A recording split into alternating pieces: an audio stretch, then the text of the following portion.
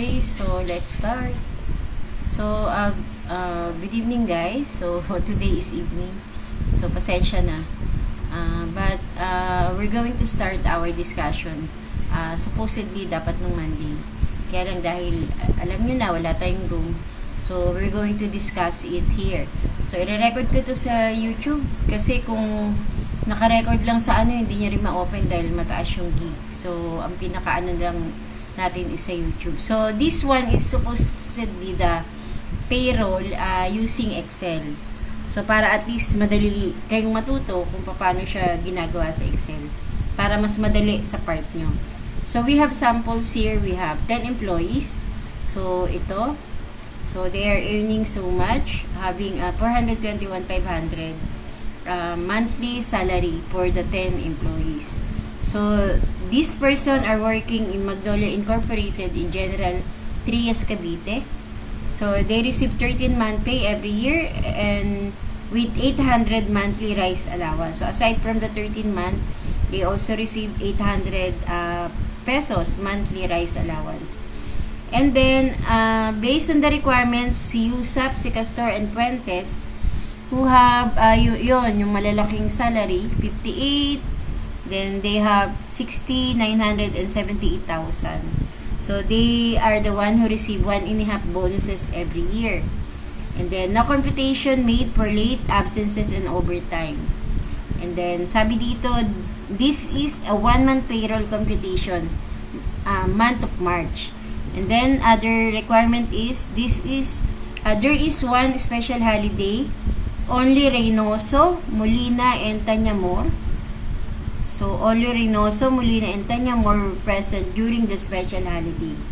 And then, the requirements is compute the March payroll. So, before we compute the payroll, alam naman natin na we need to compute first the SSS, PhilHealth, and Pag-ibig. So, aside from that, we need to compute the monthly and the yearly salary of the employee.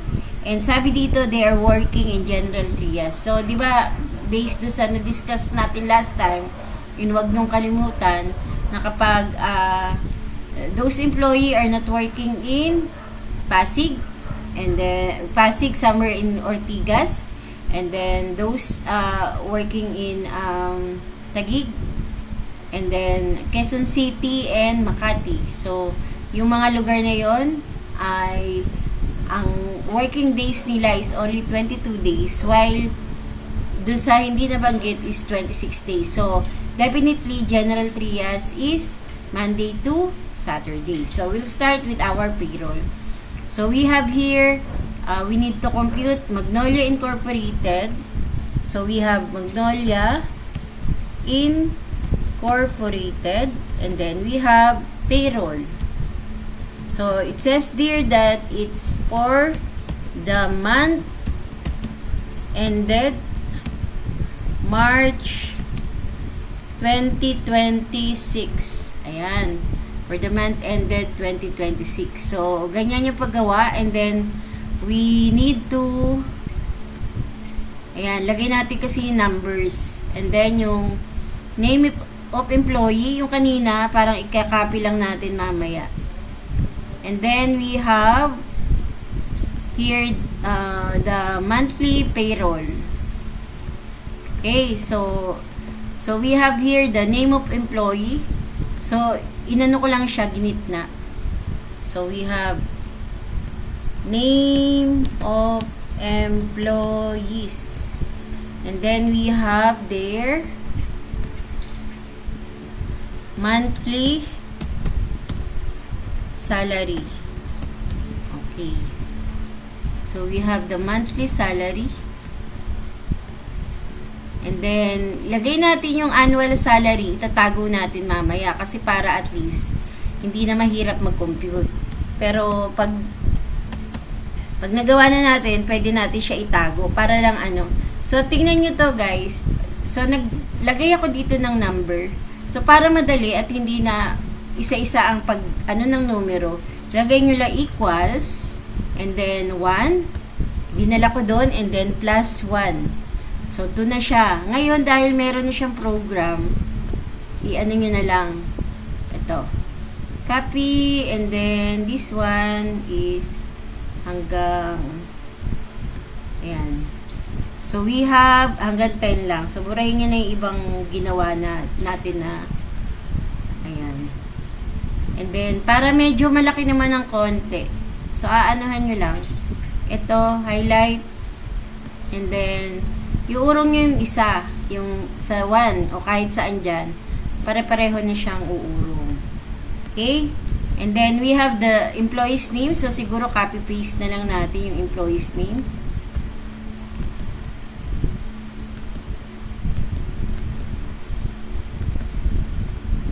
Okay, so we have here the name and then their monthly salary. Okay, so pag naggagawa guys, kunyari, gusto nyo baguhin yung font. So, we have here, font. So, ang gagawin nyo lang, ito lang yung pinaka-triangle do sa dulo. Yun lang ang i-click nyo para lahat magbabago. So, hindi na isa-isa. So, usually, ginagamit natin is Arial. So, gagamit tayo ng Arial. Okay, tingnan nyo na lang yung ginagawa ko para, madali nyong maintindihan. And then, dahil money matters yung mga nandito, ang gawin natin guys, yung gaya nung nilagay ko sa board, ito, i-click nyo lang tong comma style para lahat siya, money matters na. Okay? So, pag nag-click kayo sa susunod, puro pera na siya.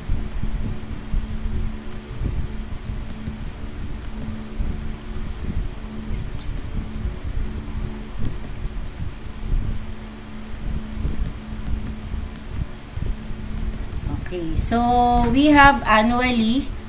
So, isang ano lang to, equals, and then this one, and then multiply. Multiply is asterisk 12. So, we have the annual salary.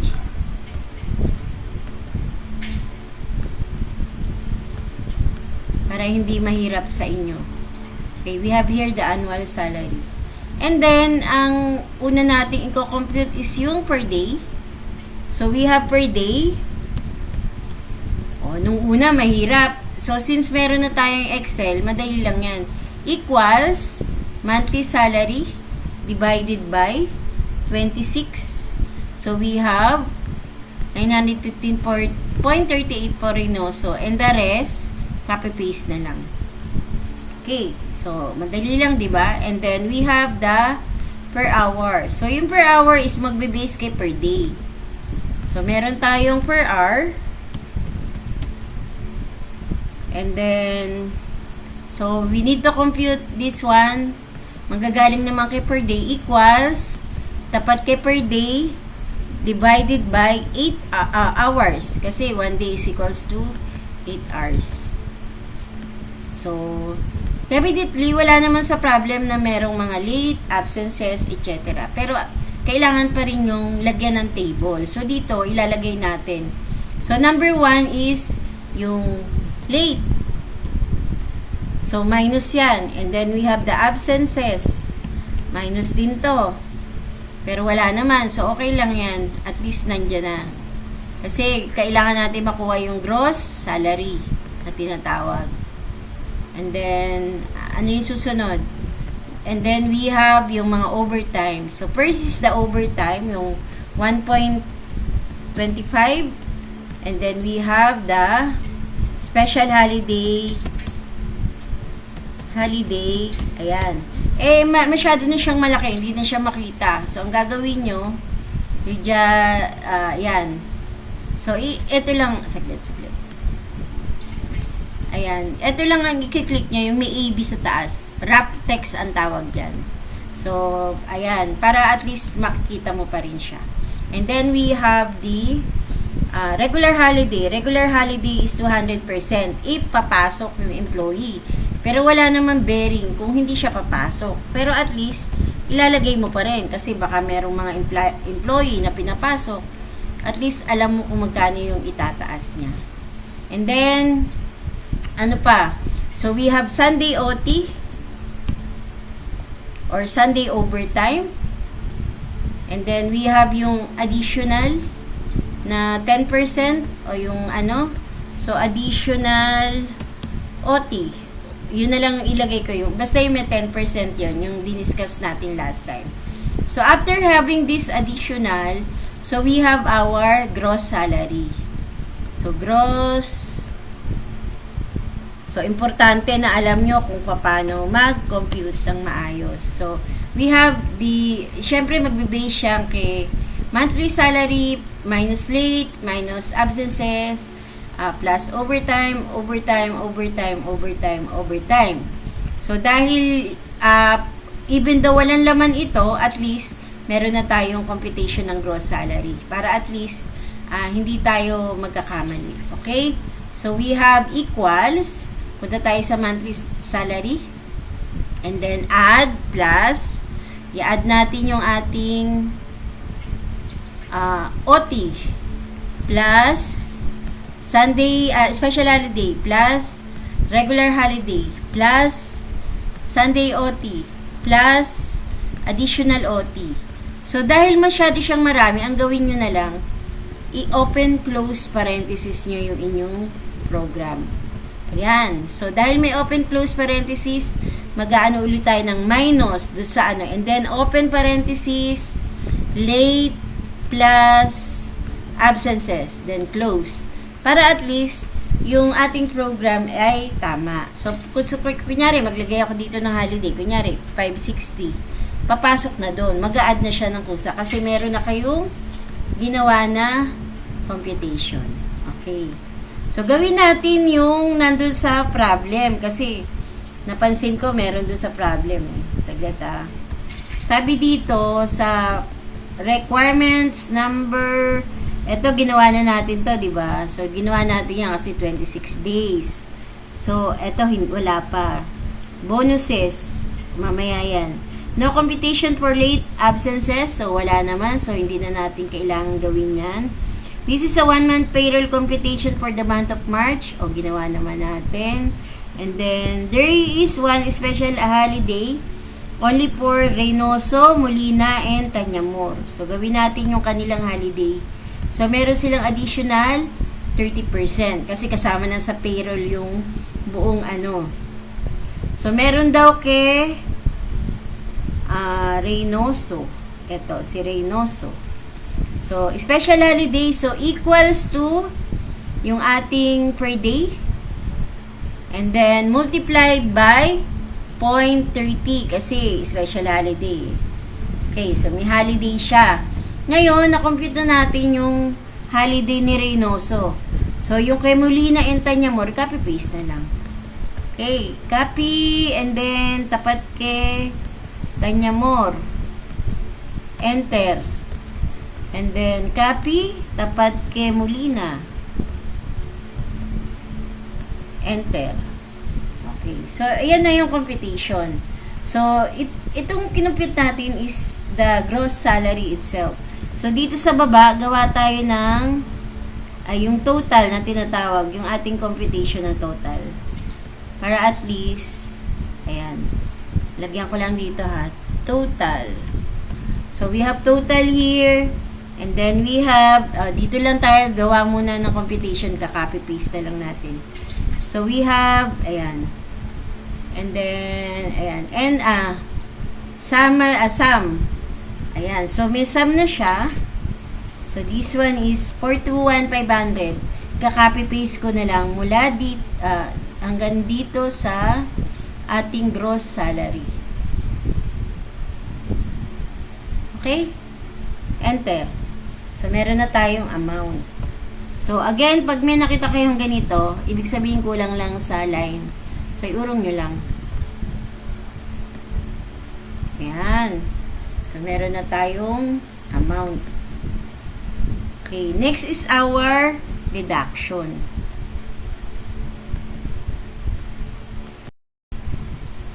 Okay, next is our deduction. So, bali, andito na tayo sa deduction. So, gawa natin pala siya ng mas malaking ano, para, ayan, kung napapansin nyo, pag dinala ko na siya dito, napuputol na, hindi ko na nakikita lahat eh.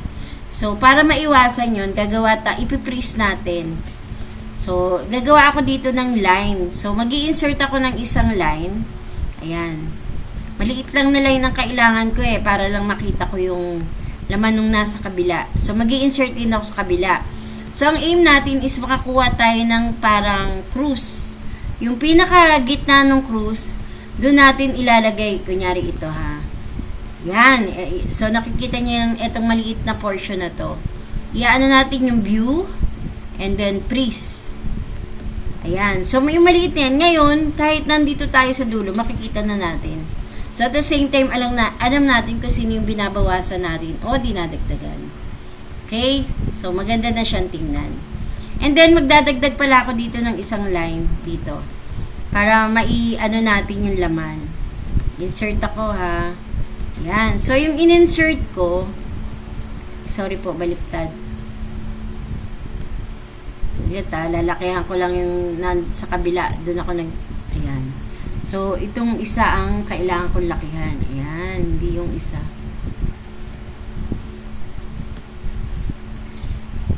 Ayan, etong isa na to, okay, lalagay ko dito, bali i-merge ko siya para at least alam ko kung hanggang saan yung gross pay. So, merge ko siya, merge, and then lalagay ko gross pay. Okay? And then yung kabila ay deduction.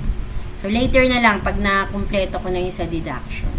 So, after nitong gross pay, mag-aano tayo ng isang line dito para at least may pagkakaano sila ng konti. Ayan.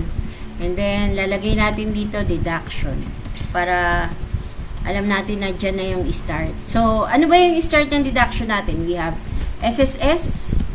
Sorry po. We have SSS, PhilHealth, Pag-ibig. So, pag ano na kayo, pag marami na kayong inuutang, madadagdagan yan. Kunyari, nangutang kayo sa Pag-ibig. So, meron kayong monthly Pag-ibig payable. Yung tinatawag natin na, na nahiram nyo. Pero later na lang yun. Dito sa subject natin, hindi pa naman kailangan i-discuss. Okay? And then, we have another deduction is your withholding tax payable. Yung binabawas sa tao. Okay, so we have withholding tax payable. Okay. Yung withholding tax, i-discuss natin ng hiwalay kasi medyo mahaba siya. So, gagawa tayo ng another table dito. So, later na lang, gagawa tayo ng table dyan para iaano na lang natin. Okay. So, SSS, alam niyo naman, di ba? Nag-compute tayo regarding dyan. Kung monthly lang naman yung kinocompute natin. So, we have equals, sorry po. So, titignan natin kung saan ba yung ating salary. 23,800, nakaano yan sa 24. So, bali, kung 24 siya, so we have equals to 24 multiplied by 0.05. Okay? 1, 2. Pero yung PhilHealth equals, so directly sa month, di ba? So, we have the month, which is monthly salary times 0.025 or 2.5%. So, meron tayong 595 sa PhilHealth and then Pag-ibig is 200. Okay. So, dahil yung Pag-ibig naman ay pare-pareho, copy-paste na lang natin. Copy.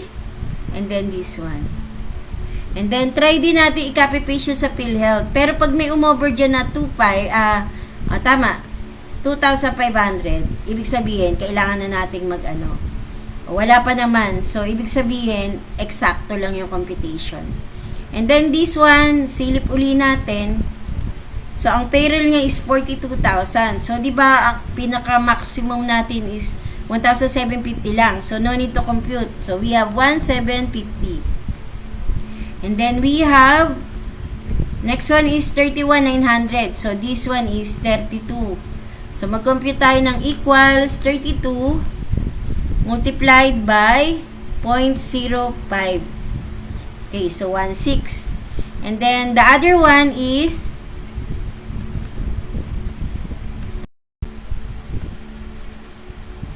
Ayan, just to continue, and the other one is 58,000. So, 58,000 is more than also with 45,000. So, these two will be 1,750. So, no need to compute. So, we have 1,750, 1,750. And then, the other one, Tanya Moore Lewis, is 21,000. So, we need to compute equals to 21 times 0.05 or 5%. And then we have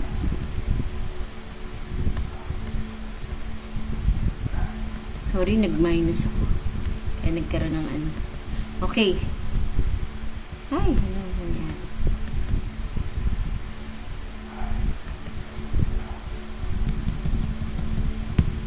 Equals to 21,000 times 0.05.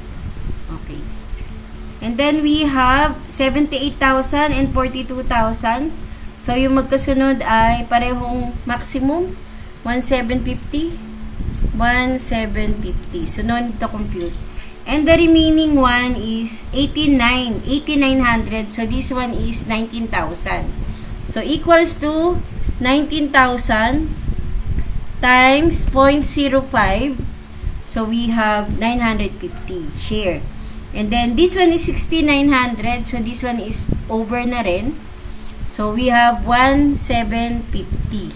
So, may mga konti lang na kinocompute tayo. So, because we already have our SSS PhilHealth Pag-ibig, balik copy-paste ko na lang yung na-compute natin na formula dito. Okay? Gawa na rin tayo dito. Enter. Yan. So, meron na tayong kaso kulang pa yung withholding tax. So, later, i-compute natin yung ating withholding tax.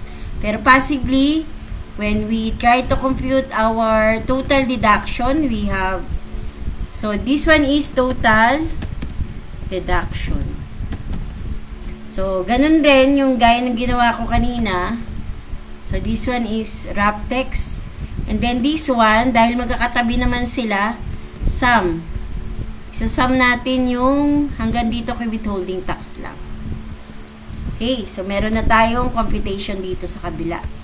Total deduction. And then, later sa kabilang video, sa isang video, gagawin natin yung tax. Kasi masyado nang mahaba.